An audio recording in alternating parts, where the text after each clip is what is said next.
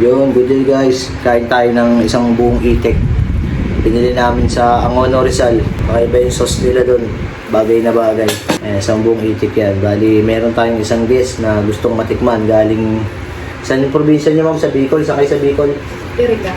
Taga Iriga to. Hindi siya marunong kumain ng itik kaya susubukan ko. Taga Iriga. Ano sa inyo ang itik sa Bicol? Malay po. Itik din. Itik din. Tara ito. Itik, sambung itik.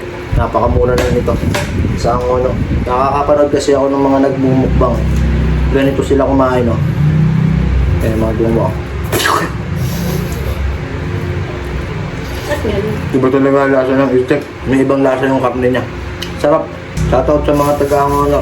Sarap ng itik nyo. Sa Pateros naman, ang sikat, balot. Tsaka pulang itlog. Tsaka itlog na pula. Sa Pateros. Subong mo itong guys natin. Mga masasabi niyo mga lasa ng itik. Wala pa nga. Solid to. Mga high blood, hinay-hinay lang. Baka nakaka-high blood to. Ba't kaya rito sa Pilipinas, kahit anong trabaho mo, hindi ka talaga makaipon, no? Kasi mataas din na ang gastusin. Gawin mo, ang sahod mo 20,000. Ang gastos mo 25,000. Shoutout nga pala sa mga kababayan natin sa ibang bansa na nagtagumpay na. Pupunta nyo rito, tignan nyo itong itik ng Angono. Nyam, nyam, nyam, nyam daw. Ito, si Papa, subukan ko yung taga-irigan. Ma'am, tignan nyo ito, ma'am. Pumunta pa siya sa taga Bicol yan. Taga Bicol yan, pumunta pa rito sa Maynila. Para matikman yung itik dito. May itikan sila eh. Kaso ang luto lang nila kaldereta. Tama ba ako? Pwede mong ikat mo na lang yung mga magkasusubo mo. Wag.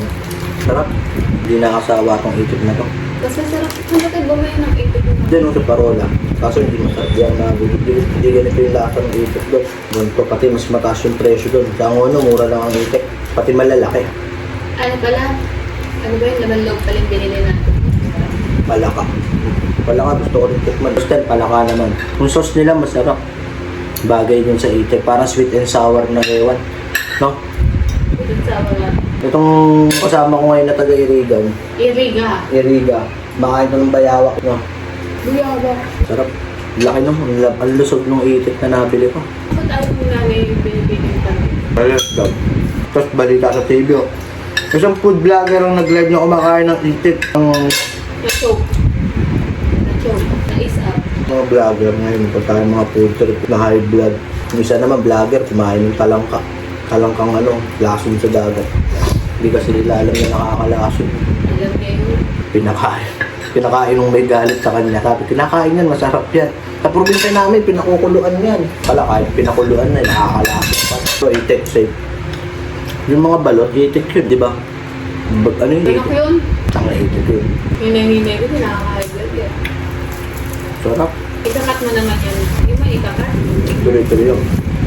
Alin ka ba? Video. Sa YouTube naman yan. Sa YouTube ko upload yan. Ano ba mga trending na balita ngayon? Sa vlogger, kumain ng baboy pagkain. Baboy yun, itik ko eh. Nakaka-high blood pa rin yan. Lahat ng sobra ng tayo. Itik. Sa Angono talaga sumikat tong na to. Hindi ba sa tayo tayo? Sa Angono ang talagang 1970s. Sa Aling Minda, nilalako to nun. Pero hindi pa luto. Pero napakuluan na. Piprito mo na lang. Ano Bakit story? kaya Paano mo hindi sa'yo? siya katulad ng manok, baboy? Kasi mahal siya. Hindi, mas mura sa manok to. Ha? Mas mura sa manok to. Mas mura siya sa manok. Bakit kaya hindi siya yung siniserve sa fast food? Matagal. Matigas kasi laman ito eh. Pati ilan lang ang marunong magluto nito. Nakarano, New Year. Ang unat ng manok. Ginaganto ko. Lumipad. Pati yung ano ba yun? Pati yung pinggan lumipad. Ang galing mong pakpak para di lumipad. Kami yung ito ko ng pakpak. Nagagalit yung may alaga akong ibon, nagagalit pag kumakain ako ng mga manok, may mga pakpak.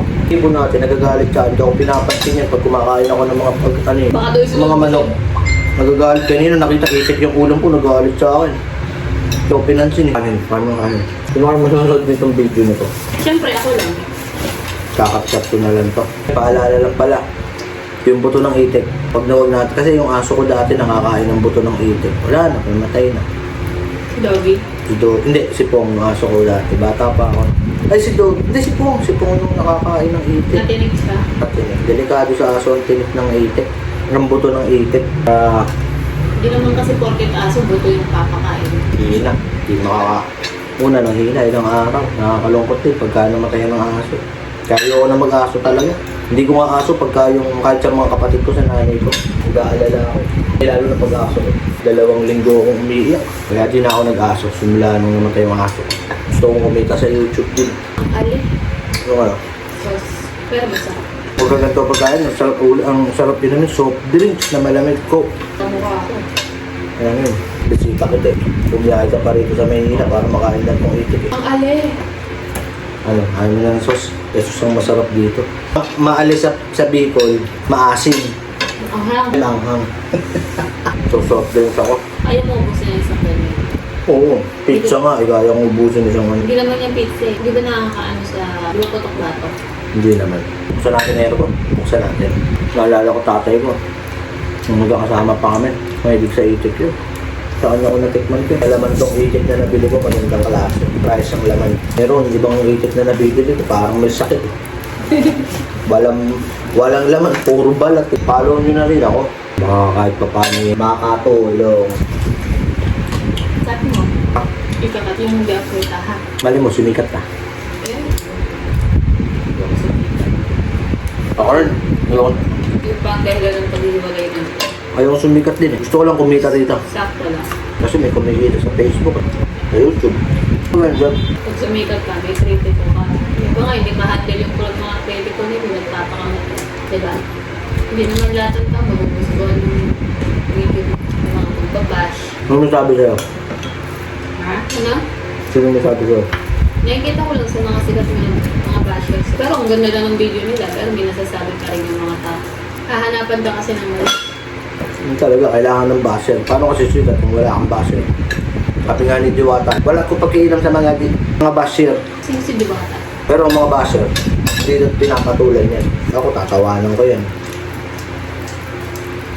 Yung ibang basher kasi, basher lang, pero yung iba naman, di naman kasi personal. O ilang kasi yung ibang pumapatol masyado sa mga... Yun nga.